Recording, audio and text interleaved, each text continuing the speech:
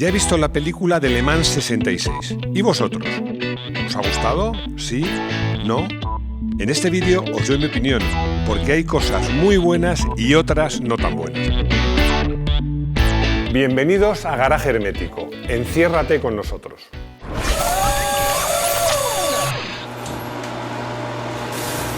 Ya he podido ver la película de Le Mans 66 incluso antes de que se estrenase. Gracias a Goodyear Dunlop, que hizo un pase especial para algunos periodistas, eso sí, rodeado de grandes medidas de seguridad, con tíos que vigilaban que no sacase el móvil para hacer alguna toma. Bueno, que no lo sacase yo ni nadie, no es que yo tenga antecedentes. Y la verdad es que mi conclusión es muy clara. Si te gustan los coches, tienes que ir a ver la película. Y si no te gustan, también. Bueno, yo soy experto en coches, ni soy crítico de cine, ni experto en cine, y como periodista de motor, pues el mundo del cine me interesa, pero no es lo mío. Así que en este vídeo os voy a dar mis conclusiones particulares y mi opinión sobre la película. Que como digo, me ha gustado, pero no me ha entusiasmado. La verdad es que me ha pasado justo lo contrario que me pasó con la película Rush. Yo creo que todo depende de las expectativas. De Rush no me esperaba una película tan buena y de Le Mans 66 me esperaba una película mucho mejor. En la película Rush, la historia de Lauda y Hunt, confieso que no esperaba ver tan bien retratado la tensión que existió en esos momentos y la personalidad de estos dos pilotos. Ron Howard hizo un magnífico trabajo. Es un gran director y la verdad es que tampoco contaba con un plantel magnífico. Los protagonistas de Rush eran el marido ahora de Elsa Pataky, Chris Hardwick, un cachas que se destacó en su papel de Thor, y Daniel Brühl, un actor que a mí particularmente me gusta mucho.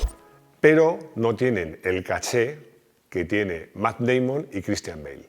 Y la verdad, como curiosidad, debo decir que la elección de Christian Bale me parece muy acertada, porque es que tiene unos rasgos muy parecidos a los de Ken Miles, uno de los protagonistas de la película. Para empezar, la película es larga. A mi modo de ver, muy larga. 152 minutos, más de 2 horas y media. Recuerdo que un famoso crítico de cine comentó un día: lo que no seas capaz de contar en 120 minutos, no lo cuentes. Bueno, pues aquí necesitan bastante más de 120 minutos. Además, creo que para el público no entendido se cuentan demasiados tecnicismos. Pero es que además, para el público entendido, la traducción de algunos términos técnicos es bastante chorra. Por ejemplo, se llama rotores a los discos de freno. Y hay más ejemplos de este tipo. Para mí es una falta de precisión absurda y muy fácil de solucionar. Y luego, como colofón de incoherencias técnicas, tenemos cómo se rompe el coche de Lorenzo Bandini. Vamos, que el tío parece que lo rompe a propósito. No fue así, evidentemente. A mí, personalmente, me decepciona un poco que esta película cometa errores parecidos, por no decir iguales, al de otras películas de mucho menos calado como, en mi opinión, la fallida Días de Trueno. En esa película vemos cómo el piloto, después de estar pasando canutas toda la carrera intentando adelantar una posición, aprieta la mandíbula. Además estamos hablando nada más y nada menos que de Tom Cruise, pone cara de estreñido, baja una marcha, acelera a fondo, porque no estaba acelerando a fondo, y va y adelanta. Y claro, tú te preguntas, pero campeón, ¿por qué no has hecho eso al empezar la carrera? Es un error de bulto porque, como imagináis, en las carreras se va a fondo desde el minuto 1. Puedes cambiar antes o después, pero el acelerador va a fondo siempre. Y en Le Mans 66 pasa lo mismo en varias ocasiones, que algún piloto va con grandes dificultades detrás de otro y decide adelantar, simplemente acelera a fondo y la adelanta. Pues bueno, pues haber hecho eso antes, ¿no? Si sabes lo que pasó en Le Mans 66, la película se te va a hacer muy predecible. Y si no sabes lo que pasó en Le Mans 66, la película se te va a hacer muy predecible. En mi caso, estaba acompañado de una persona que no conocía para nada la historia de Le Mans 66 y me iba adelantando lo que iba a pasar. Para mí no es tanto un problema del guión o de los actores como del director James Mangold, porque hay un montón de escenas que se hacen muy largas y además todo es muy predecible y se recurre mucho, pero mucho, a los tópicos. Ni los italianos son tan tontos, ni los mecánicos de Enzo Ferrari tan estúpidos, ni las mujeres de esa época tan esposas floreros como es la esposa de Ken Miles en la película, que se dedica a poner caritas según le vaya bien o mal a su marido. No perdáis de vista que la película está hecha por norteamericanos y deja muy bien a los norteamericanos. Y ojo, que digo norteamericanos porque en algún comentario me habéis dicho que no es lo mismo americanos que norteamericanos. Efectivamente, hablamos de norteamericanos. Como sabéis, a Ford le costó 3 ediciones de Le Mans vencer a Ferrari. Y en la película parece que fue como César, Veni, Vidi, Vinci. No, les costó 3 años. Otra opinión personal es que yo creo que en la película no se le da la importancia que tuvo a Lee Iacocca, que fue clave en esta historia. En cambio, Leo Bibi sí que tiene un papel casi protagonista. Bueno, yo creo que han buscado un malo, porque para que el bueno mole tiene que haber un malo a su altura. Pero yo creo que en la realidad Leo Bibi no fue tan borde como lo pintan en la película. También se olvidan otros nombres, como John Wyer, que ni aparece y fue muy importante, sobre todo en la primera edición. Pero no se lo reprocho, porque yo creo que tampoco puedes pretender contarlo todo. También creo que se exagera un poquito el protagonismo de Ken Miles en esta historia. Volvemos a lo mismo. Era el piloto norteamericano y el que perdió la carrera por culpa de estrategias de equipo.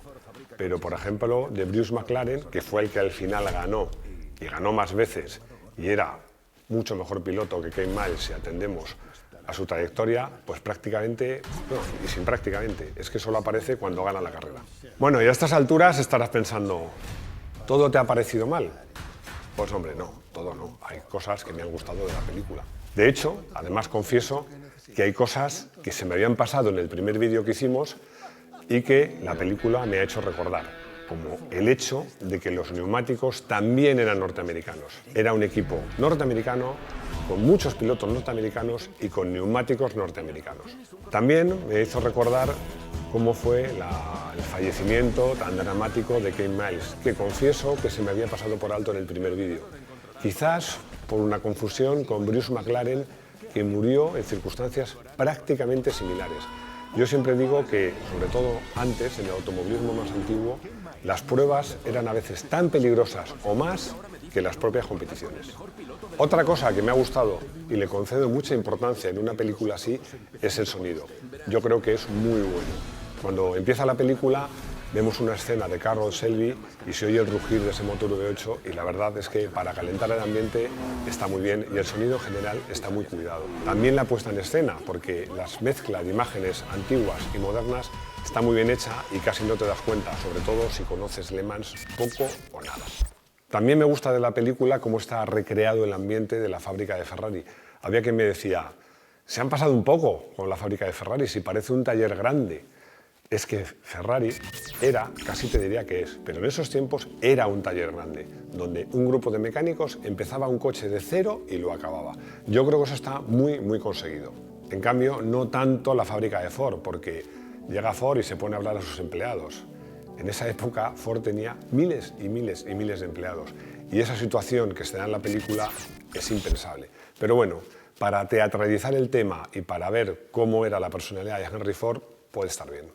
Después de ver la película, pues me ha dado una idea para un vídeo estupendo que ya estoy preparando, que es las 10 mejores películas de coches de la historia del cine. Pero ya os adelanto que Le Mans 66 no va a estar en este top 10. Sí va a estar, en cambio, Las 24 horas de Le Mans del año 1971, que es un peliculón que a mi modo de ver cuenta mucho mejor cómo son de verdad las 24 horas de Le Mans. Además está Steve McQueen y además inscribieron más de un coche, pero en concreto inscribieron un coche para hacer la carrera que tenía todo el morro modificado para alojar una cámara. Y os adelanto que en el año 71 no existían las GoPro. La cámara de ese coche era un cajón de más de 1,5 metros de grande. Pero escribieron un coche que corrió y muchas de las imágenes son auténticas tomadas desde ese coche. Así que si quieres que te avisemos de este vídeo y de otros, pues ya sabes, pulsa la campanita. Si no has ido a ver todavía Le Mans 66, estás tardando. Y cuando vayas, por favor, aquí hay una cajita de comentarios, coméntanos qué te ha parecido. Si te ha gustado el vídeo, pues pulsa el like, suscríbete y sobre todo, esperamos verte de nuevo en nuestro garaje hermético. Hasta pronto.